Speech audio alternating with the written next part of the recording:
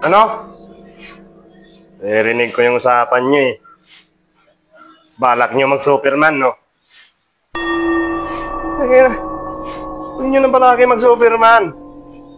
Eh, namatay na eh. Susunod ka?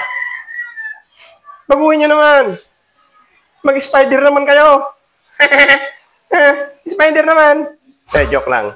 Tigil-tigilan nyo na paggagawa ng mga stunt dyan sa, kung saan-saan. Mamamatay kayo dyan. Buti pa, manood na lang tayo ng anime. Anime, mas maganda pa.